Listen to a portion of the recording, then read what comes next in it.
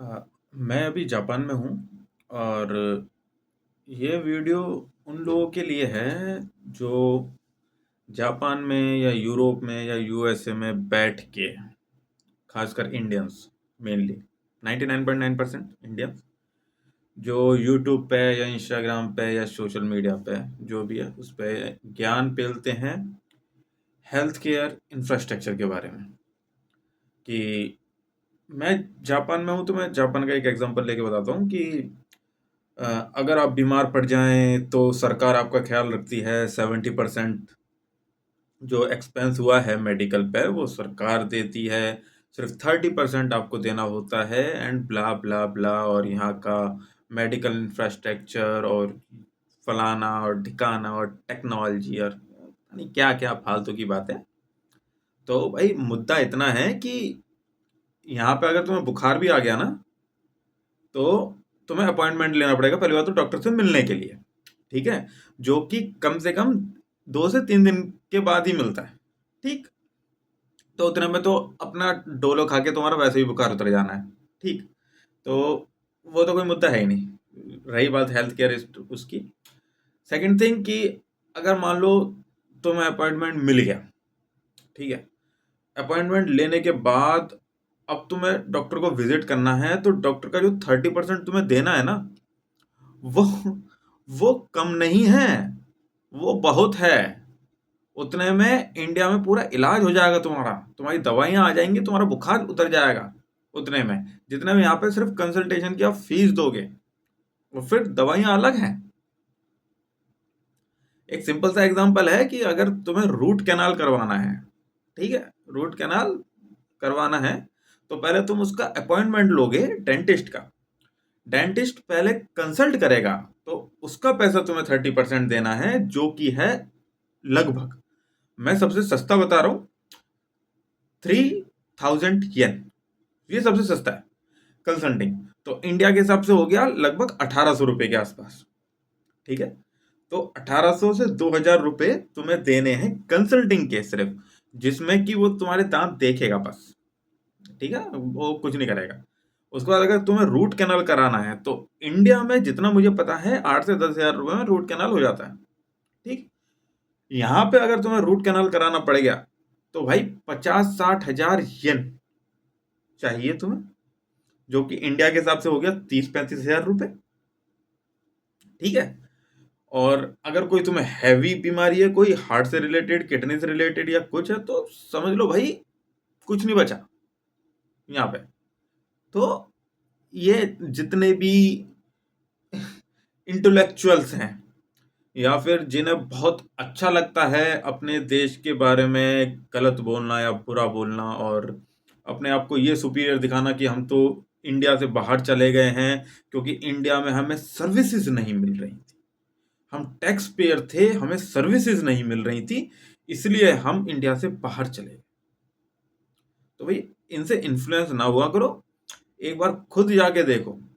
एक बार का खर्चा आएगा 3-4 लाख रुपए जो भी आएगा। हाँ महंगा है। मैं लोअर मिडिल क्लास की बात नहीं कर रहा, जो अपर मिडिल क्लास हैं जो इनके बहकावे में आ जाते हैं, वो एक बार बाहर जाओ और एटलीस्ट 6 महीने या 1 साल वहां बिताओ, तो आपको समझ में आएगा कि हमारा देश बहुत आगे है बहुत चीजों में।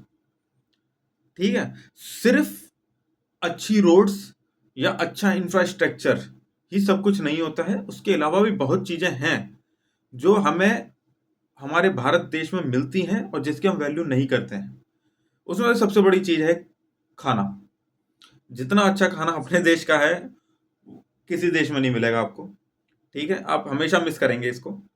दूसरा, उसके बाद इम्पैथी लोगों की, या जो दोस्ती होती है, या जो रिलेशनशिप्स होते हैं, वो तुम्हें कहीं और नहीं मिलने वाले जितने डीप और जितने मीनिंगफुल इंडिया में है। आपको बाहर कहीं नहीं मिलेंगे, किसी भी देश में नहीं मिलने वाले। तीसरा, हेल्पिंग नेचर। आपको एज अ टूरिस्ट शायद कोई भी देश आपको शायद अपना ले। इवन जापान में मैं हूँ फॉर बीइंग अ टूरिस्ट, मेरे लिए बहुत अच्छी जगह है ये। हर कोई हेल्प करने के लिए तैयार है, हर कोई सब कुछ करने तैयार है।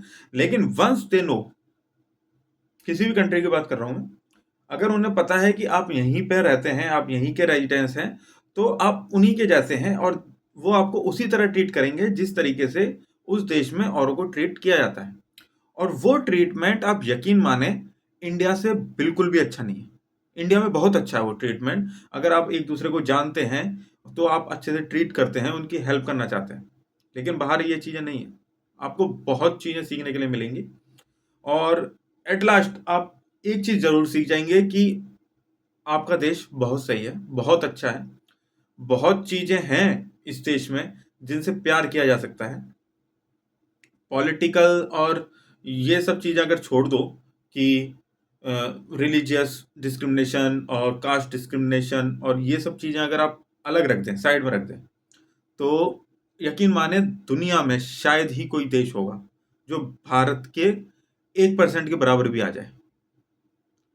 तो गर्व करिए कि आप एक ऐसे देश में हैं जिस देश की संस्कृति, जिस देश का खाना, जिस देश के लोग और उन लोगों की फीलिंग्स और उनके इमोशंस और उनकी एम्पैथी आप हमेशा मिस करेंगे कहीं भी बाहर जाएंगे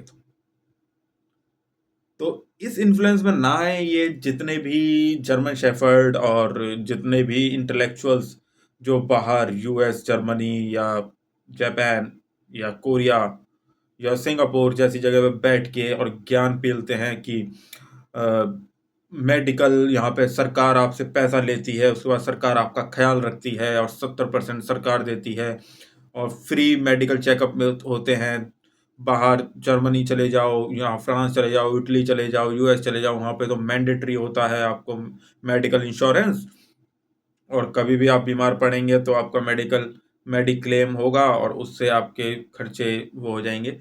लेकिन आपको कोई ये नहीं बताएगा कि अगर आपको सर्दी जुकाम भी हो गया है तो उसके लिए भी आपको अपॉइंटमेंट लेना पड़ेगा, जो कि आपको नेक्स्ट डे तो बिल्कुल नहीं मिलने वाला। तो आपको चाहिए, आपको प्रॉब्लम अभी है, आपके पेट में दर्द अभी हो रहा है, आपके सर में दर्द अभी हो रहा है, आपका हाथ में दर्द अभी हो रहा है, लेकिन आपको अपॉइंटमेंट मिलेगा 2 दिन बाद का, 3 दिन बाद का। और उसके बाद अगर आप इमरजेंसी में चले भी जाए तो ये गारंटी है कि आप सुबह इमरजेंसी में जाएंगे तो शाम को आपको डॉक्टर देखेगा उस इमरजेंसी में। ये हालत है इनके हेल्थ केयर की। और ये बात करते हैं भारत के हेल्थ केयर के साथ कंप्लीट करने की कि हमारे यहाँ इतना महंगा इलाज है। भाई महंगा इलाज नहीं है वो महंगा इलाज नहीं है। मैं इसके फेवर में बिल्कुल नहीं हूं कि प्राइवेट हॉस्पिटल्स होने चाहिए। हॉस्पिटल गवर्नमेंट ही होने चाहिए और ये छोटे मोटे क्लिनिक होने चाहिए जो कि इनिशियल फास्ट एड दे दें और इनिशियल ट्रीटमेंट दे दें। लेकिन ये बड़े बड़े हॉस्पिटल्स जिसमें लाखों करोड़ों का बिल बनता है, ये नहीं होने चाहिए। मैं एग्री करता हूं, हम टैक्स पे करते हैं तो एक अच्छा सरकारी इंफ्रास्ट्रक्चर होना चाहिए मेडिकल के लिए। लेकिन अगर आप कंपेयर करते हैं कि यूएस और यूरोपियन कंट्रीज से या जापान और ये साउथ ईस्ट कंट्रीज से, तो आप इतना जान लीजिए कि हमारा इंफ्रास्ट्रक्चर बहुत अच्छा है प्राइवेट होने के बाद भी। इनके भले ही यहाँ पे सारी चीज़ें सरकारी हो या कुछ हो, लेकिन आपको 30% देना पड़ता है। और वो 30% इतना है कि इंडिया में आपकी एक सर्जरी हो जाएगी पूरी, बहुत अच्छी खासी। अगर आपको ओपन हार्ट करवानी है ना, और आप अगर जापान में ओपन हार्ट तुम्हारी हो रही है तो आपकी पुश्तियां बिक जाएंगी उसे करवाने में। इवन जापानीज भी इंडिया आते हैं ओपन हार्ट और हार्ट की सर्जरीज, कार्डियो सर्जरीज के लिए या नेफ्रो सर्जरीज हो उनकी, उनके लिए, ठीक है, न्यूरो सर्जरीज के लिए। इनके पास टेक्नोलॉजी है, जो गाते हैं ना हम जापानीज टेक्नोलॉजी, इनके पास टेक्नोलॉजी है, लेकिन लोग यहाँ पे इलाज करवाने के लिए तैयार नहीं है। उनको इलाज करवाना है इंडिया में आके, अपोलो में, एम्स में, फोर्टिस में, ठीक है, बड़े बड़े हॉस्पिटल्स में आएंगे वो। उनके लिए वो बड़े बड़े हॉस्पिटल्स जो हमारे लिए महंगे होते हैं और जेन्युइनली हमारे लिए महंगे होते हैं वो, लेकिन इनके लिए बहुत सस्ते हैं वो। तो अपना हेल्थ केयर मस्त है भाई। अगर आपको अभी पेट में दर्द है तो आप अभी जा सकते हैं और डॉक्टर के पास, और वो आपको अभी दवाई देगा और आपको अभी रिलीफ मिलेगा। लेकिन यहाँ पे अगर पेट में दर्द है तो ना तो तुम्हें अभी डॉक्टर मिलेगा और ना तुम्हें अभी रिलीफ मिलेगा। और जब पेट में दर्द होता है ना, तब पता चलता है। तो मेरी सिर्फ यही रिक्वेस्ट है इन चोमुओं से, जो यूरोप और यूएस और डेवलप्ड कंट्रीज में बैठे हुए हैं और वहां से ज्ञान पेलते हैं बढ़िया वाला कि इंडिया की सरकार, भारत की सरकार ऐसी है, भारत की सरकार वैसी है, लोगों का टैक्स ले लेती है और उनको सर्विसेज नहीं देती है। नो डाउट, जिस लेवल से टैक्स लिया जाता है उस लेवल से हमें सर्विस नहीं मिलती है, लेकिन यहाँ पे टैक्स भी बहुत जाता है और सर्विस के नाम पे जो मिलती है ना, वो सर्विस नहीं है, वो रूल एंड रेगुलेशन के नाम पे जितना पेला जाता है कि आपको भाई एक बहुत सिंपल चीज बता रहा हूं। यहाँ पे मेरे पास गाड़ी है, ठीक है, मेरे पास नहीं है, मेरे दोस्त के पास है बेसिकली। अगर उस गाड़ी में पंचर भी हो जाता है ना, पंचर, तो उसके लिए भी अपॉइंटमेंट लेना पड़ता है उसे सही करवाने के लिए। ये समझो, अगर तुम्हें मजाक लग रहा है तो किसी से पूछ लेना। अगर गाड़ी में कोई चीज खराब भी हो गई है ना, तो आपको पहले मैकेनिक को कॉल करना है, उससे अपॉइंटमेंट लेना है, और वो अपॉइंटमेंट लेने के बाद वो बताएगा कि अपॉइंटमेंट आपको कब आना है। और गाड़ी तुम्हारी खराब है, तुम ले जा नहीं सकते हो, तो उसके लिए तुम्हें टो वैन मंगानी पड़ेगी, वो अलग पैसा लेगी वहां तक ले जाने का, क्योंकि यहाँ पे तुम टो नहीं कर सकते हो दूसरी गाड़ी से दूसरी गाड़ी को, तुम्हें टो वैन ही मंगानी पड़ेगी। फिर वो वहां तक छोड़ के जाएगी, उसका पैसा, फिर वहां पे अब वो गाड़ी सही हो या ना हो वो अलग चीज है, लेकिन अपॉइंटमेंट लिया है तो उसके लिए आपको पे करना पड़ेगा। फिर जो कंपोनेंट उसमें लगेगा उसका अलग पेमेंट है, उस पर अलग टैक्सेस हैं, और जो उसका सर्विस चार्ज है उस पर अलग टैक्सेस हैं। वो सब जब दोगे ना तो पता चलेगा कि कितनी सही जगह बैठे हुए हो भारत जैसे देश में। और महंगाई क्या होती है वहां से एक बार बाहर निकलो, पता चलेगा। भारत में कुछ महंगाई नहीं है भाई, तुम्हें लग रही है वो महंगाई है, वो कुछ महंगाई नहीं। ठीक है, तो सबसे बड़ी चीज जो हेल्थ केयर के नाम पे जो डंका बजता है, 70%, ये एक है यूट्यूबर, जापान से ही है और इंडिया का बंदा है, नाम नहीं लेना चाहता मैं, लेकिन बाइकर है, जापान में बाइक चलाता है वो, ठीक है, उसने तो वो ये ज्ञान देता था, मतलब अभी भी देता है वही वाला ज्ञान कि कोट कर करके कि हमारे इंडिया में इतनी चीज गलत है, ये है, फलाना है, ठिकाना है। तो मेरा सिंपल एक क्वेश्चन तो यही है कि भाई जब इंडिया में इतनी चीजें गलत है और तुम्हें पता है कि इतनी चीजें गलत है, तो इंडिया में रह के उसे सही करने की कोशिश करो ना, यहाँ पे ज्ञान क्यों फैल रहे हो? पहला तो ये। और दूसरा ये, अगर तुम्हारा आंसर ये है कि भाई ये हमारा काम नहीं है, तो भाई किसका काम है? सरकार सारे काम नहीं करती है, जो लोग रहते हैं देश में उनके भी कुछ काम होते हैं। देश छोड़ के भाग के आ जाओ, कहीं और सेटल हो जाओ, वहाँ का पीआर ले लो, उसके बाद फिर ये शो करो कि भाई हम बहुत ज़्यादा इंटेलेक्चुअल हैं, हमें अपने देश में बहुत कमियां दिखाई देती हैं, हम उनको उजागर कर रहे हैं, उन्हें उजागर करेंगे तभी वो कमियां सॉल्व होंगी। भाई कमियां बताने वाले दुनिया भर के लोग हैं, एक वो जर्मन शेफर्ड भी है, वो भी बहुत कमियां बताता है। अगर उसकी भी औकात होती तो वो बैठता देश में रह के देश की प्रॉब्लम्स पे काम करता, उनके सॉल्यूशन ढूंढता और उन्हें इम्प्लीमेंट करता, तो हम मानते हैं कि हाँ, देश के लिए कुछ करना चाहता है। ये प्रॉब्लम बता देना या पॉलिटिकल पार्टीज को क्रिटिसाइज कर देना, किसी भी पॉलिटिकल पार्टीज को, ये कोई सॉल्यूशन नहीं है।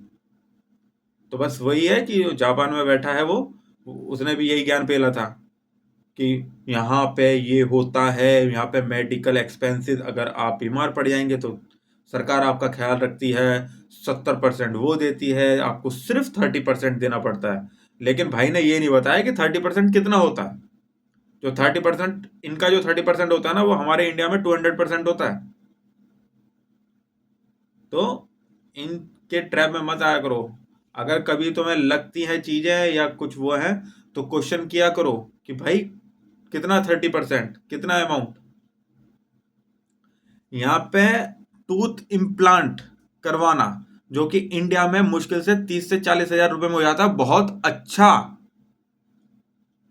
वो यहाँ पे अगर करवाओगे ना तो 300,000 से 500,000 येन लगते हैं, जो कि इंडियन रुपीस के हिसाब से हो गए 2.5 से 3 लाख रुपए। समझ रहे हो? और उसका अगर तुम्हें 30% भी देना पड़ा तो लगभग 1-1.5 लाख रुपया देना पड़ेगा। तो वो कम नहीं है। तो यहाँ पे बहुत पैसा जाता है। दूसरा, अब कुछ इंटेलेक्चुअल निकल के आएंगे कि भाई वहां पे तो बेसिक पे भी बहुत ज्यादा है, इतना बेसिक पे मिलता है, ये मिलता है। तो भाई एक बात और बता दूं, यहाँ पे एक पानी की बोतल जो कि 400 ml की होती है वो भी 120 येन की मिलती है। तो यहाँ पे महंगाई भी है। तो ये ज्ञान मत पे लो। अगर इंडिया में बेसिक पे पर मंथ 25 या 22 हजार रुपए है तो वो बंदा आराम से जी लेगा उसमें, क्योंकि वहां पे आलू तुम्हें 15 से 20 रुपए किलो में मिल जाएंगे, जो कि यहाँ पे तुम्हें 400 से 500 रुपए किलो तक मिलते हैं।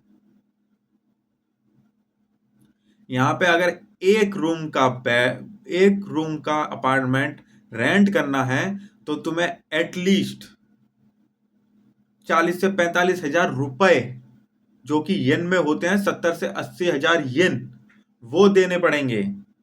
और इंडिया में वही रूम आपको 8 से 10 हजार रुपए में मिल जाएगा। तो ये ज्ञान ना पे लें, पहले कैलकुलेशन कर लें, उसके बाद वीडियो बनाया करें और लोगों को बताया करें। तुम्हारे अगर सब्सक्राइबर्स 3 लाख 4 लाख हो चुके हैं तो वो सिर्फ एक बकचोदी से हुए हैं। तुम कोई इंफॉर्मेटिव वीडियो नहीं दे रहे हो कंटेंट में। थोड़ा कंटेंट इंफॉर्मेटिव बनाना है तो सारी चीजें बताओ उसमें। मैं कोई यूट्यूबर नहीं हूं इतना बड़ा, या मैं कुछ हूं नहीं, ये बस मेरे थॉट्स हैं। मुझे भी बहुत लगता था, इंडिया में रह के मैं इंडिया के अगेंस्ट होता जा रहा था, और जब मैं वहां से निकला हूं तब मुझे समझ में आया है कि भाई मैं स्वर्ग में से निकल के आया हूं। नो डाउट इंडिया में पॉल्यूशन है, पॉपुलेशन प्रॉब्लम है, वो चीज अलग चीज है, उनको इस चीज से कंपेयर नहीं कर सकते कि भाई यहाँ पे तुम्हारा पर पार्ट मिलियन जो पीपीएम है वो बहुत कम होता है, यहाँ पे आपको एयर क्वालिटी बहुत अच्छी है, इंडिया में बहुत बुरी है। वो अलग मैटर है, उसके लिए अलग बात कर लेंगे कभी।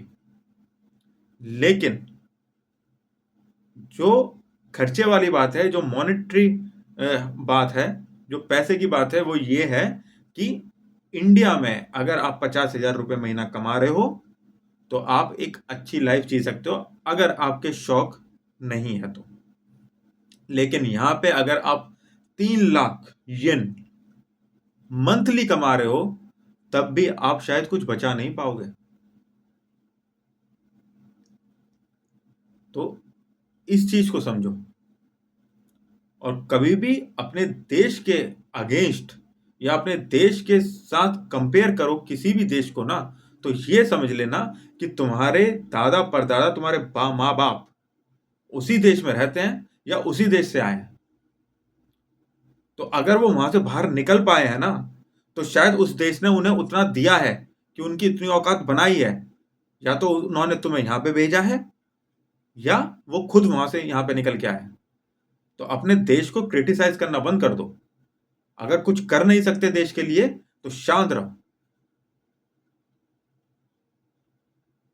वो देश ऐसा देश है जिसने कईयों को बना दिया, और वहां से निकल के वहां से वहीं का एजुकेशन सिस्टम था, चाहे वो कितना भी बेकार हो, वहीं का एजुकेशन सिस्टम था कि जहां से तुम पढ़े हो उसके बाद बाहर देश में जाके नौकरियां कर रहे हो। वहीं का एजुकेशन सिस्टम था जहां पे तुम्हारे माँ बाप पढ़े थे, उन्होंने इतना कमाया कि उन्होंने तुम्हें बाहर भेजा, चाहे कुछ भी करके भेजा, चाहे मेहनत करके भेजा, चाहे अपने पेट काट के भेजा, लेकिन एटलीस्ट उस देश ने उन्हें इस काबिल बनाया। और वो पेट भी तभी काट पाए क्योंकि वहां पे महंगाई नहीं थी इतनी। तो इस ज्ञान को मत पेला करो कहीं भी, और खासकर यूट्यूब पे या इंस्टाग्राम पे या सोशल मीडिया पे कहीं भी, कि देश में ये प्रॉब्लम है, देश में रोडों पे गड्ढे हैं, फलाना है, ठिकाना है। भाई गड्ढे हैं तो जाके बना ना, किसने मना किया? कॉन्ट्रैक्टर बन वहां पे। सरकार से कॉन्ट्रैक्ट ले और बढ़िया रोड बना के दिखा। किसने मना किया है?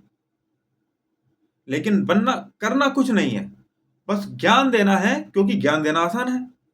और दूसरा, तुम क्रिटिसाइज कर दो अपने देश को। आज की डेट में ट्रेंड है ये वेस्टर्न कंट्रीज, क्योंकि हम ये वीडियो जहां भी डालेंगे वो सब वेस्टर्न इन्फ्लुएंस है वहां पे, चाहे यूट्यूब हो, फेसबुक हो, इंस्टाग्राम हो, ट्विटर हो, कुछ भी हो। और जहां पे भी तुम ये वीडियो डालोगे, जहां पे तुम अपने देश को बदनाम कर रहे हो या अपने देश के बारे में नेगेटिव बोल रहे हो, वो प्रमोट होगी ही होगी। और जहां पे तुम थोड़ी चीजें अच्छी बोल दो अपने देश के लिए, वहां पे इनको आग लग जाएगी, वो उसे प्रमोट ही नहीं करेंगे। लेकिन भाई, हम हैं अपने देश के प्रति पूरे वफादार। तुम्हारी तरह नहीं कि देश में पले बढ़े, देश में बड़े हुए, देश का नमक खाया, देश में ही एजुकेशन ली और इस काबिल बने कि देश से बाहर आ सकें, और फिर देश के बाहर आके यूट्यूब पे वीडियो बना दें देश के लिए कि भाई देश में बहुत प्रॉब्लम हो रही है, देश में ये हो रहा है, देश में वो हो रहा है, ये नहीं होना चाहिए, इस तरीके से होना चाहिए। भाई इस तरीके से होना चाहिए जाके करना, या तो अपनी औकात इस काबिल बना कि वहां पे जाके कुछ चीजें चेंज कर सके। और अगर औकात नहीं है इतनी, तो भाई शांति से जहां पे है वहां की बात कर, वहां की बढ़ाई कर, जितनी करनी है कर, लेकिन हमारे देश के बारे में फालतू नहीं। हमारा देश महान है, महान था और महान रहेगा। जितनी पुरानी हमारी सभ्यता है ना, उतने पुरानी ये पृथ्वी है। तो अब लगा ले हमारी सभ्यता कितनी पुरानी। तो हमारे साथ पंक्तियानी देश पहले। और अगर कभी बहस करने का मन हो देश के ऊपर, या हमारी किसी भी, क्या कहते हैं उसको, पॉलिसीज के ऊपर, कि वो कितनी सही है या कितनी गलत है, ओपन है, कभी भी आ, कभी भी बैठ, कभी भी बात कर। ये जो मेडिकल इंश्योरेंस है इसकी बात कर रहे हैं ना, इससे बहुत अच्छे मेडिकल इंश्योरेंस इंडिया में चल रहे हैं। ठीक है, आयुष्मान का नाम सुना होगा, जिसमें मिलता है। अगर तो ये लग रहा हो कि नहीं मिलता है, किसी को भी ये लगता हो कि ये सब फेक है, नहीं मिलता 5 लाख का, कोई जाके देखो हॉस्पिटल में कितनी एप्लीकेशंस रहती हैं और चल रही हो एप्लीकेशन, ऐसा भी नहीं उन्हें रोक दिया जा रहा है, कुछ हो रहा है। बंदा अपना पूरा 5 लाख तक का इलाज फ्री करा के निकलता है। ठीक है, तो इन सब बहुत अच्छे अच्छे वो हैं। यहाँ पे ये जो सैलरीज में से ये काटते हैं ना मेडिकल एक्सपेंस और वो मेडिकल इंश्योरेंस और फलाना, कोई यूज नहीं कर पाता उनको। 70% जो तुम बता रहे हो ना, इस 70% धरा का धरा रह जाता, भागते सब। जब बड़ी सर्जरी करवानी होती है ना, तो इंडिया, कार्डियो कुछ कार्डिक अरेस्ट आ गया, इंडिया, नेफ्रो अरेस्ट है, इंडिया, कहीं कोई भी मेजर सर्जरी करवानी है, इंडिया। तो मेडिकल के बारे में तो नहीं बोलोगे। रही बात एजुकेशन की, उस पर कभी और बात कर लेंगे। वो प्रॉब्लम है इंडिया में, तो उस पर सुधार चल रहा है, वो भी सही हो जाएगा, जैसे मेडिकल हेल्थ केयर सही हुआ है। हर एक चीज में टाइम लगता है। एक तो तुम जैसे लोग हैं ना, तुम जैसे लोग चीजें सही होने नहीं देते हो, क्योंकि कोई भी चीज सही होगी तुम उसमें कमियां निकालने लग जाते हो। बस आखिरी यही है कि जिसने भी ये वीडियो आखिरी तक देखा है, बस तुमसे इतनी ही विनती है मेरी, कि कभी भी अपने देश के अगेंस्ट ना तो कभी बोलना, और कोई बोल रहा हो तो उसे गलियाना बहुत बुरी तरह, और सामने हो तो दो तरफ लगा देना। क्योंकि देश एक ऐसी जगह है, किसी का भी हो, अगर वो उसके बारे में बुरा सोच भी रहा है, तो उससे नीच इंसान कोई नहीं है, तो बोलना तो बहुत दूर की बात है। जय श्री राम।